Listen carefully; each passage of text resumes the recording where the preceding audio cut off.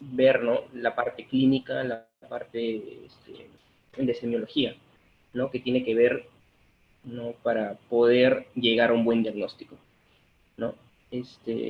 Bueno, hablar de semiología, ¿no?, los síntomas, signos, todo es muy, muy amplio, ¿no?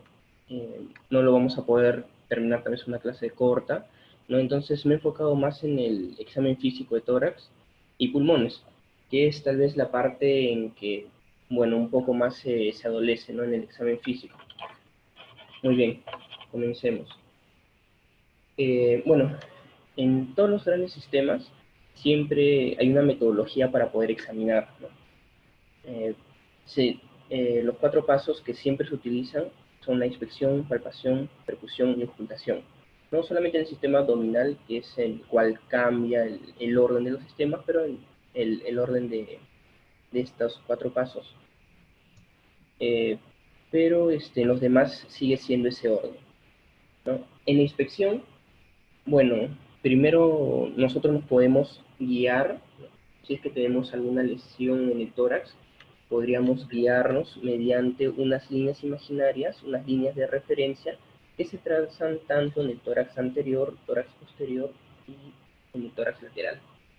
En el tórax anterior tenemos la línea medio esternal, que es una línea imaginaria que pasa por el centro del esternón, la línea medio clavicular izquierda y la línea medio clavicular derecha.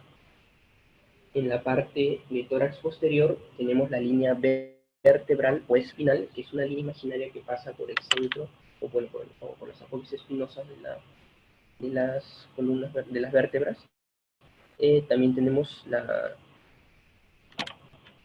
la línea escapular o medio escapular, que es una línea que pasa por el centro y por el ángulo de la escápula. Y en la parte lateral, tórax lateral, tenemos la línea axilar anterior, la línea axilar posterior, que tiene que ver con los pliegues del axilar, ¿no? Y en el centro, o equidistantes a ella, está la línea axilar media, ¿no? Estos puntos nos van a ayudar para nosotros poder describir adecuadamente, con un lenguaje médico correcto, ciertas lesiones que nosotros podemos encontrar, ¿no? Por ejemplo, un paciente que sufre un trauma o alguna lesión por algún tipo de objeto traumático, poder describir mejor en dónde se ubica esta lesión, ¿no? Otro punto de referencia que frecuentemente se utiliza es el, el ángulo de Lewis, ¿no?, que es la unión del manubrio con el mango del esternón, ¿no?, y que esta nos indica eh, la segunda costilla, ¿no? Es, Dentro de la inspección del tórax, también nosotros deberíamos darnos cuenta sobre las medidas o la forma del tórax, ¿no? Por ejemplo, normalmente la medida antero-posterior no debe ser mayor que la medida transversal del tórax, ¿no? Pero también en algunos pacientes se puede ver esto, una alteración de esto, donde el diámetro antero-posterior del tórax es mayor al, al diámetro transversal, ¿no? Esto se ve en pacientes con EPOC, ¿no?, por el enfisema, ¿no?, que son retenedores de oxígeno, ¿no? Este, acá también se puede ver, bueno, la forma normal de las costillas es en un ángulo de 45 grados con dirección a la columna, ¿no? Pero en estos pacientes, como son retenedores, atrapadores de aire, las costillas van a estar más horizontalizadas. Bueno, y también siguiendo con la inspección, podemos ver algunas formas de algunos tórax, ¿no? Por ejemplo, el pectus carinatum, o tórax en quilla, ¿no?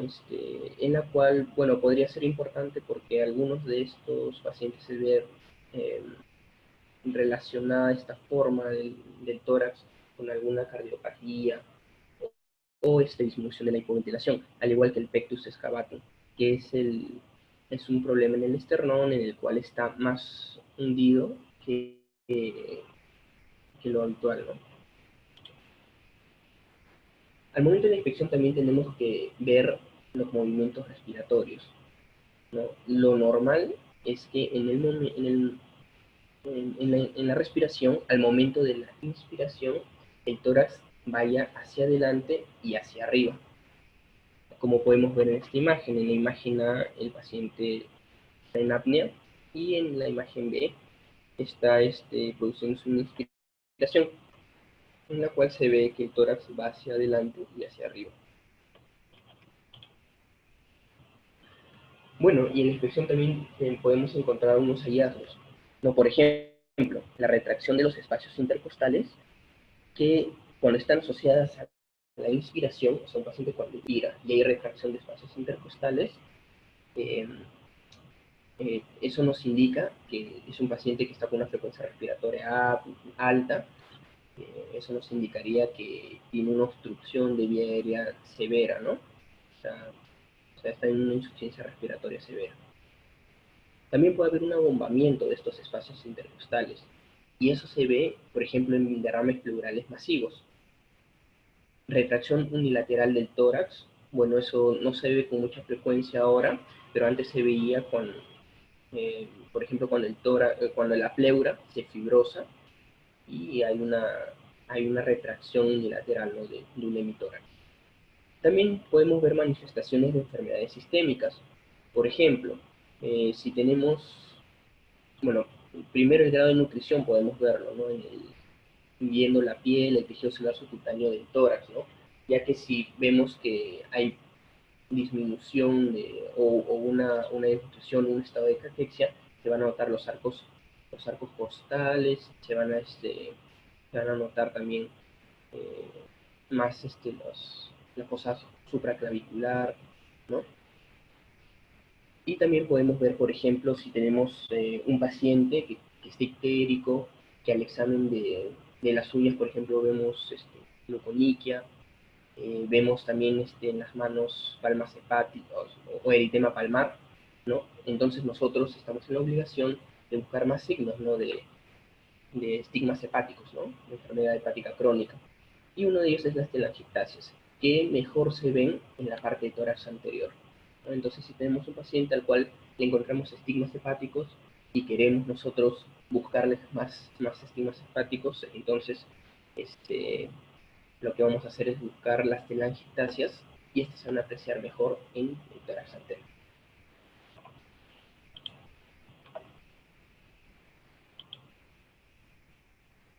Después de la inspección, pasamos a la palpación, ¿no? Bueno, y acá podemos buscar zonas de dolor, ¿no? Por ejemplo, si viene una paciente joven, ¿no? Con dolor precordial a la emergencia, eh, preguntarle, como siempre, ¿no? Las características del dolor, ¿no? Entonces, la paciente bueno, le preguntas las características del dolor, te dice que es un dolor tipo pulsada, ¿no? Que se exacerba en la inspiración, ¿no? Y eso no te tira más hacia un dolor precordial de origen cardíaco, ¿no?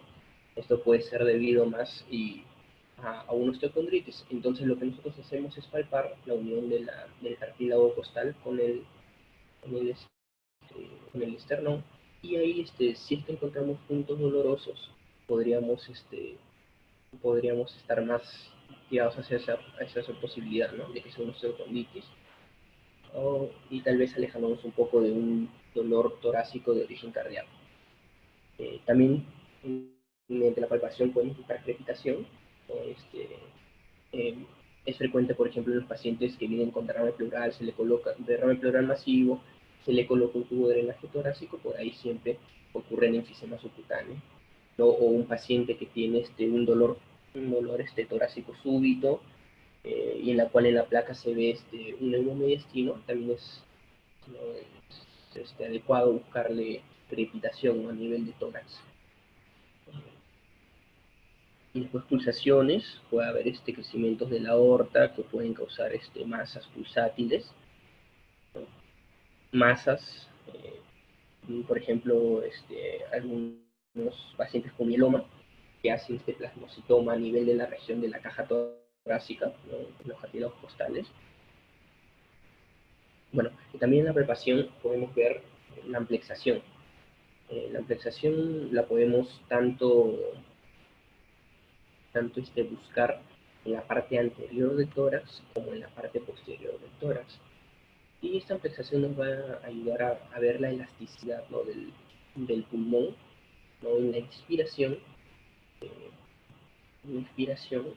y esto y la alteración de esta, por ejemplo, se puede ver en pacientes con derrame pleural, eh, en pacientes con pleura engrosada, en la cual esta amplexación va a estar disminuida, dice que debe ser más o menos de unos 5 centímetros. Esta, esta amplexación, como vemos en esta imagen, ¿no? En la imagen A y B, de la parte superior, podemos ver cómo el médico está buscando una amplexación adecuada del tórax por la parte anterior. Y también en la parte de abajo vemos cómo se busca esta amplexación en la parte posterior del tórax. Bueno, y mediante la palpación también podemos buscar los frémitos o vibraciones vocales, ¿no? Entonces al paciente, esto generalmente se busca por la parte, en la cara posterior del tórax. Esto se tiene que buscar apoyando, bueno, con la palma, ¿no?, de la mano, se va ubicando por por ambos semitórax, en la parte superior, media y posterior, no comparando siempre en ambos semitórax, y al paciente se le tiene que hacer, bueno, producir una palabra, ¿no?, para nosotros entre las vibraciones vocales. No solo, bueno, también hay otra forma de buscarlas, buscando con el borde cubital de la mano con los dedos extendidos, y también con el borde cubital de la mano y haciendo cum, ¿no?, de la mano. Son las formas en las cuales nosotros podemos buscar vibraciones vocales, ¿no? No hay ninguna que sea mejor que otra, depende de cada examinador y su experiencia que tenga. Máximo. Y bueno, alteraciones en las vibraciones vocales tenemos cuando... En esta imagen podemos ver cómo el médico está evaluando las vibraciones vocales utilizando la palma de las manos, ¿no?, comparando ambos semitórax y también utilizando la región cubital de las manos. Y hay una tercera forma, como les había explicado, con el puño cerrado. Hay alteraciones de las vibraciones vocales. Por ejemplo, el aumento de estas vibraciones vocales se va a ver en la consolidación, ¿no?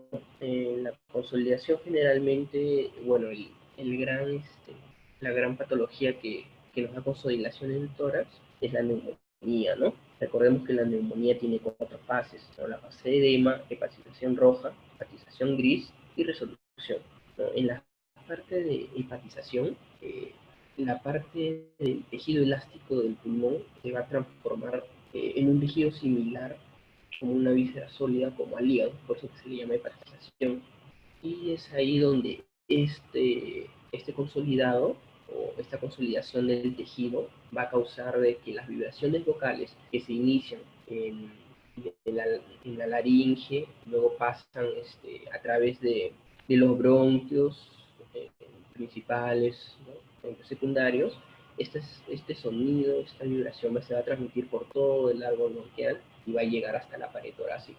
Entonces, al haber más consolidación, al haber más hepatización del tejido elástico, va a haber un mayor incremento en las vibraciones vocales. Y también va a haber disminución o abolición de estas vibraciones vocales, por ejemplo, en los pacientes que tienen engrosamiento pleural, en derrame pleural y en neumotórax, ya que por el mismo hecho que les estoy explicando, de que este sonido se transmite por vibraciones. Entonces, si tenemos una pared de agua que separa la pared torácica del tejido elástico, entonces no se va a poder transmitir bien estas vibraciones vocales, ¿no? Es por eso que se encuentran disminuidas o abolidas en estas patologías. Bueno, pasamos a la percusión. Bueno, y la percusión no es un acto médico en el cual consiste en propinar golpes metódicos sobre una región del cuerpo con el objeto de provocar fenómenos acústicos, ¿no? Estos puede dar timpanismo, puede dar matidez, puede dar sonoridad o resonancia, que es lo que se ve más en el tórax.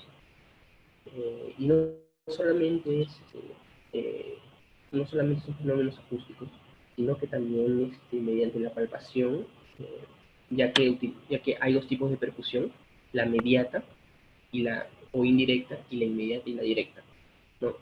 En la mediata, nosotros, bueno, no se va a utilizar, solamente se utiliza una mano, ¿ya? Para decirlo en forma simple, es una mano. Podemos utilizar con la cara palmar del tercer dedo, o si no juntando los dedos de la mano y con la cara palmar aplicar golpes directos directo al tórax, ¿no?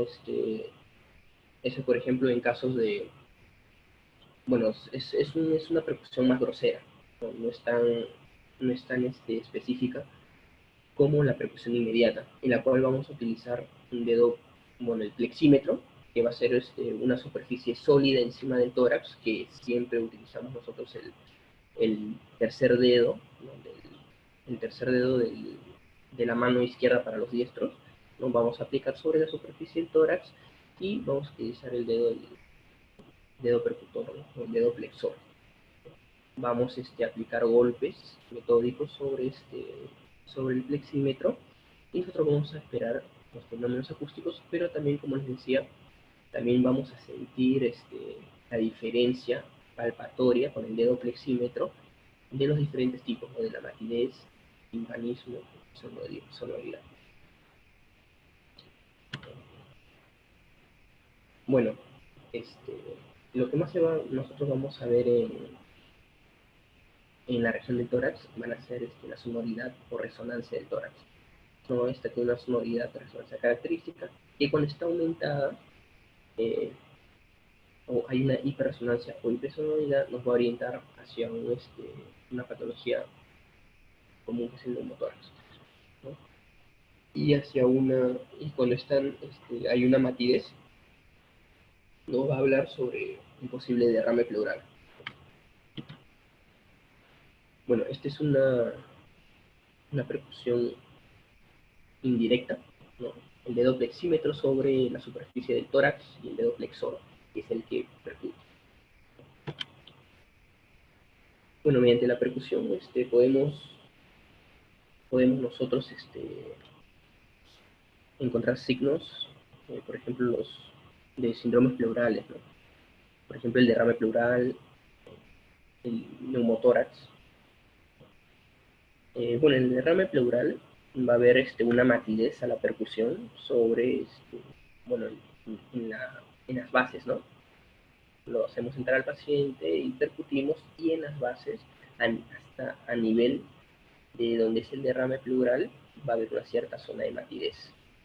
Bueno, se describe que por encima del derrame pleural va a haber una zona de compensación de este tejido pulmonar, en la cual va a haber una, hiper, una hiperresonancia compensatoria. Bueno, esto se le denomina como el escodismo, que es la zona de hiperresonancia que está por encima del nivel del derrame pleural, ¿no? También se describen otros hallazgos semiológicos, por ejemplo, el triángulo de Broca, ¿no? Que es bueno, es una zona de matidez, pero que está en el hemitórax contralateral, ¿ya? Y el triángulo de Garland, que es, bueno, el triángulo de Broca es el número 2 y el triángulo de Garland es el número 1 en el esquema. Es una zona bueno, de submatidez, le ponen de submatidez o de sonoridad normal, y eso se da por la distribución del derrame, que se da por la curva del Amazon, ¿no? Que no es un derrame, o sea, horizontal, sino que es como una parábola, donde el punto más alto va a estar en la línea axilar media. Bueno, estos hallazgos no se van a dar al 100% en todos los pacientes, eh, pero bueno, siempre es bueno reconocerlos, ¿no? O a veces uno no se explica a veces cuando tiene un paciente con un derrame pleural de mediano tamaño en el cual percute y, bueno, no escucha la matidez que debería, este, que sentir, ¿no? La percusión, ¿no? Sino a veces una sonoridad normal y uno trata de saber por qué, y bueno, buscando encontré de que puede haber esta posibilidad, ¿no? El triángulo de Garland y el triángulo de Groth. Eh, bueno, también aprovechando acá tengo dos radiografías en esta imagen, en la cual en las dos se muestran dos opacidades homogéneas, ¿no? Uno en el mitoraz izquierdo, el otro en el mitoraz derecho. Ya, mediante la radiografía nosotros también, es un método de ayuda, ¿no? La radiografía nos va a mostrar, por ejemplo, como una televisión sin sonido. Tú lo ves, pero no escuchas nada. Y mediante la ocultación nosotros podemos escuchar, pero tú no ver. ¿No? Es algo que se complementa entre los dos. Por ejemplo, la primera imagen de una telectasia masiva, nosotros podemos reconocer que es una telectasia, ya que el mediastino está jalado hacia este lado, hacia el lado donde está la opacidad. ¿Ya? En cambio, en el derrame pleural masivo, o sea, simplemente por radiología, lo podemos reconocer también como una opacidad homogénea, igual que en la telectasia, pero el mediastino está siendo empujado hacia el lado contralateral. ¿No? Acá vemos la silueta cardíaca que está siendo empujada, la tráquea y el bronquio que está siendo empujado para el lado contralateral. Ahora, clínicamente, para diferenciar una telectasia de un derrame masivo, bueno, en el derrame va a haber egofonía. A veces en la telectasia no se presenta eso. Y también, bueno, se describe que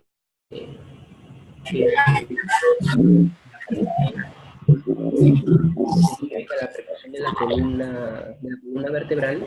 En el derrame pleural va a haber, una matidez a nivel de la columna vertebral, y no así en la telectasia.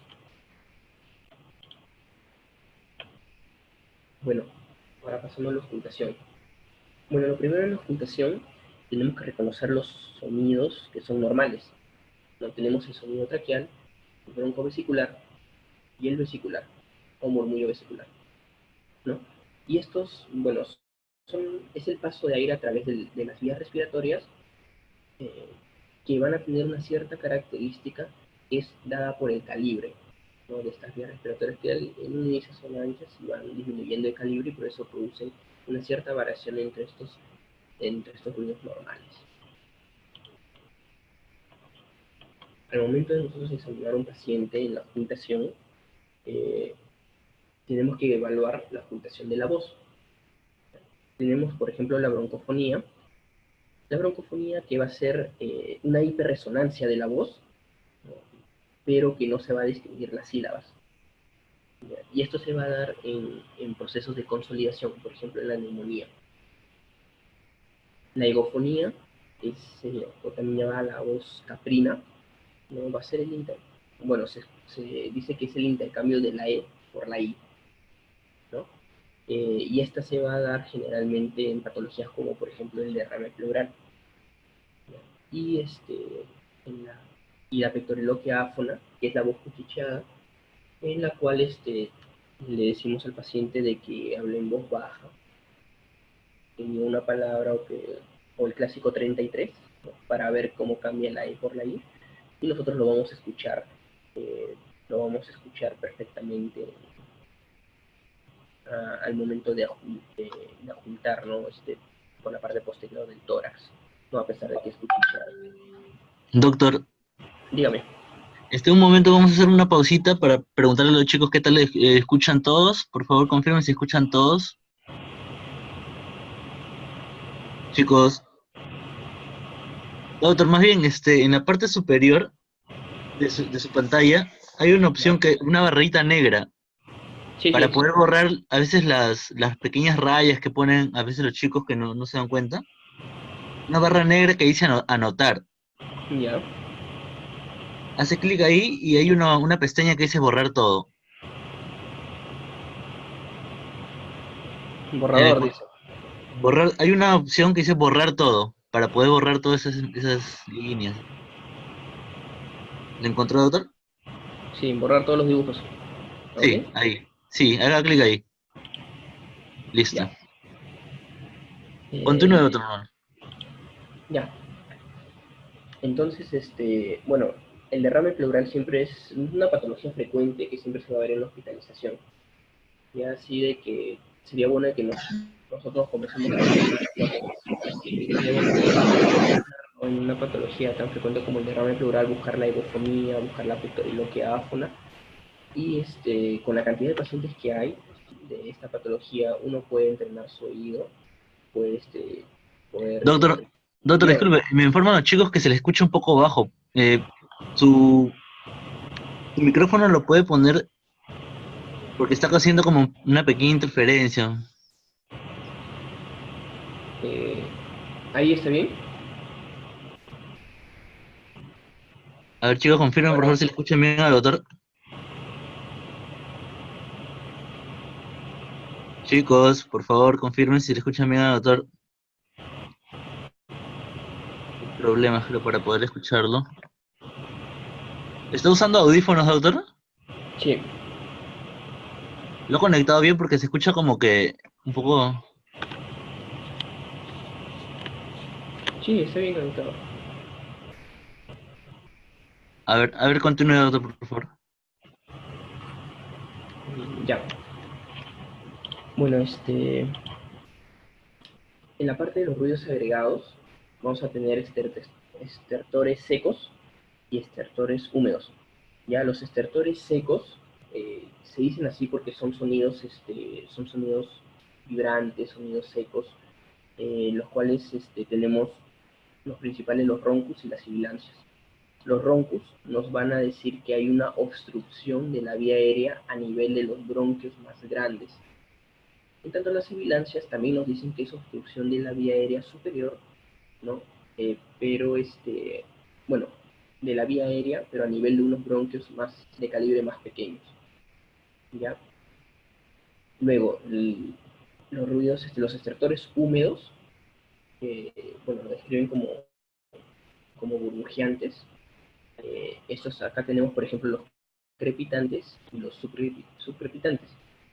Los crepitantes son los sonidos alveolares por excelencia. Los crepitantes van a tener la característica de ser, bueno, de darse en inspiración. Bueno, al final de la inspiración va a ser como el sonido de frotar cabello, ¿no? Y estos se van a dar en procesos de ocupamiento del alveolo, ya sea por agua, por moco, sangre, ¿no? Y el clásico ejemplo es la neumonía, lo que siempre también nosotros vemos en una patología muy frecuente en emergencia y en la cual nos podemos entrenar. También los subcrepitantes, bueno, a diferencia de estos es que no se va a dar tanto en los alveolos, sino en los terminales. Y a diferencia de los crepitantes, es que estos subcrepitantes se van a dar tanto en la inspiración como en la expiración y pueden ser modificados con la tos.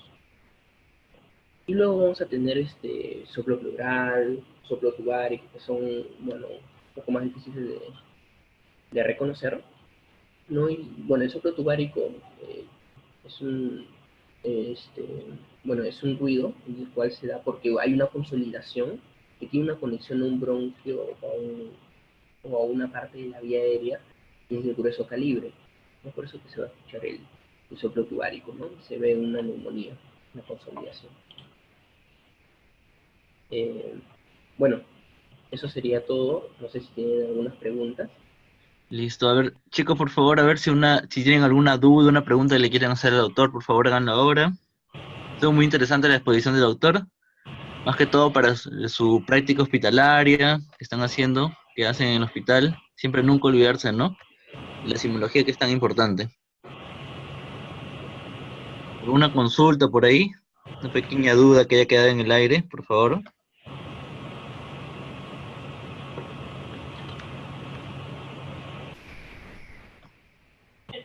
Bueno, ahorita les voy a estar pasando, chicos, el link para poder, a ver, hay una pequeña pregunta, hay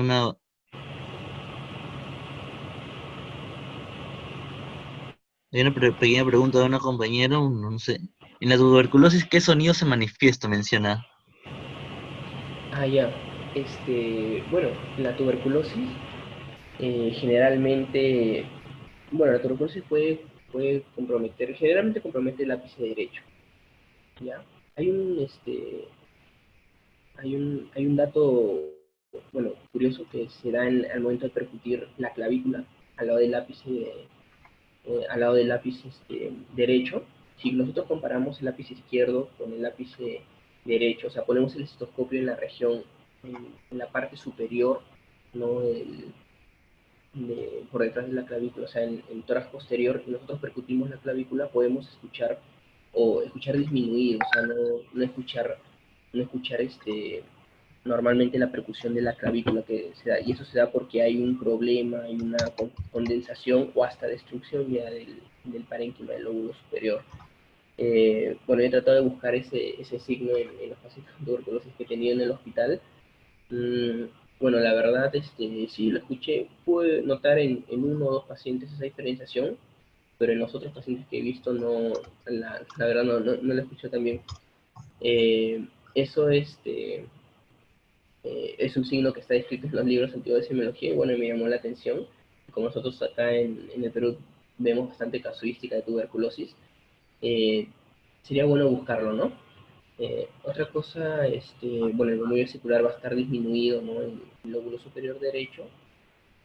Eh, También van a haber vibraciones vocales disminuidas, ¿no? Va a haber un patrón. Lo que pasa es que la tuberculosis puede comprometer de varias formas, ¿no?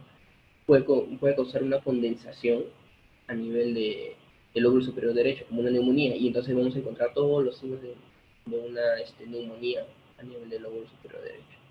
O, por ejemplo, si es una tuberculosis biliar, o sea, una tuberculosis que se ha diseminado por la vía hematógena, no vamos a encontrar ninguna alteración en tórax y pulmón, pero a nivel de la placa radiográfica vamos a ver un patrón micronodular, ¿no?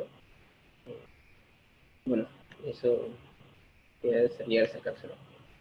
Otro compañero pregunta, ¿cuáles son los síndromes más comunes que presentan timpanismo?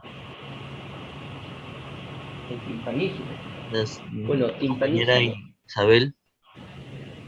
ya, el timpanismo generalmente nosotros lo vamos a ver al momento de percutir el abdomen. Ya, es ahí donde nosotros podemos reconocer más el timpanismo. Eh, bueno, en tórax, timpanismo podríamos encontrar, por ejemplo, al momento de encontrar una hernia diafragmática en la cual una gran asa intestinal o el propio estómago suben hacia el tórax y podríamos encontrar timpanismo a ese nivel, ¿no? De ahí también en la hiperresonancia se puede confundir con un timpanismo también, eh, que se da en el neumotórax, ¿no? Pero más que todo está dado por la hernia pragmática, como lo había comentado.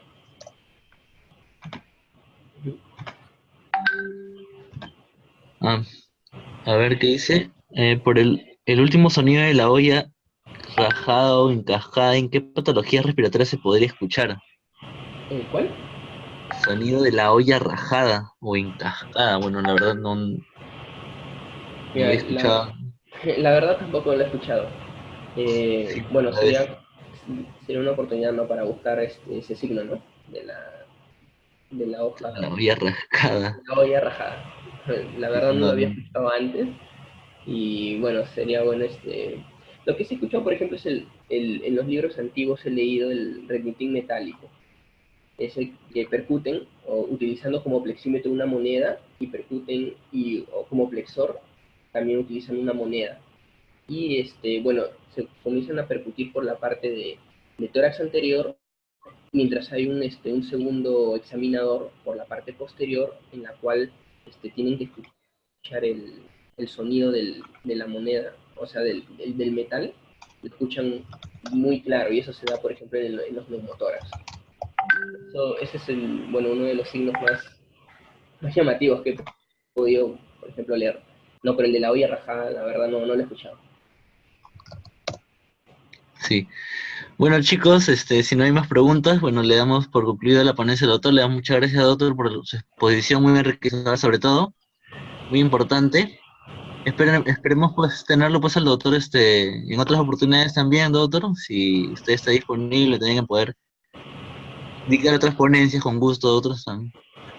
Ah, ya. Puertas Sí, abiertas claro. aquí. Claro, yo de verdad con gusto. Ya estaríamos coordinando para una siguiente oportunidad. Listo, doctor, muy bien, muchas gracias. Muchas gracias. Buenas noches. Hasta luego. Bueno, chicos, en estos momentos ahorita le voy a pasar lo que es el link. Está habiendo unos pequeños problemas con el link. Denme por favor un minutito para poder solucionarlo y le estoy pasando el link, por favor.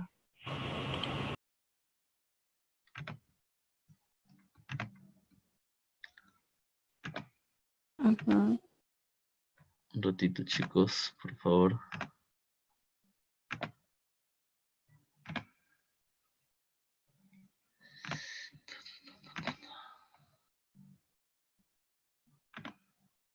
Ya, ahora sí.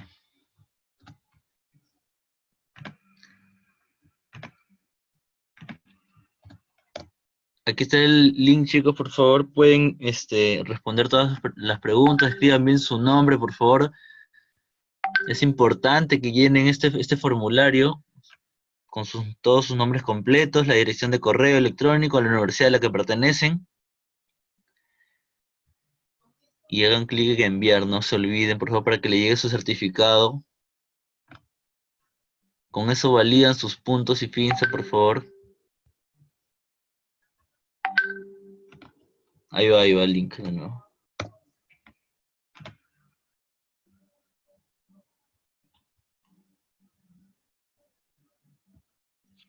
Ahí, disculpen. Ahí va. Ahí está.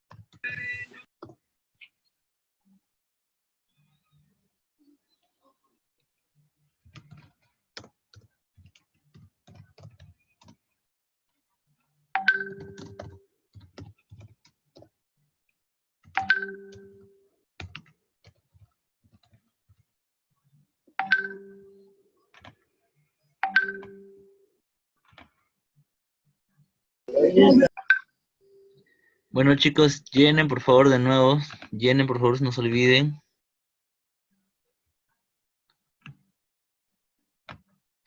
Un nuevo link por si acaso.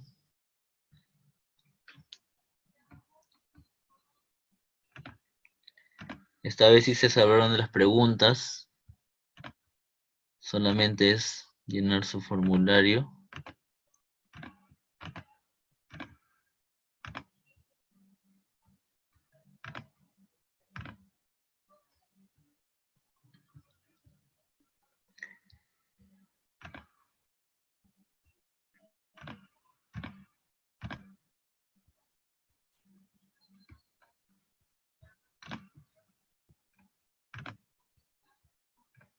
Y listo. Uy. Listo, bueno chicos, doy por concluida la ponencia esta ponencia.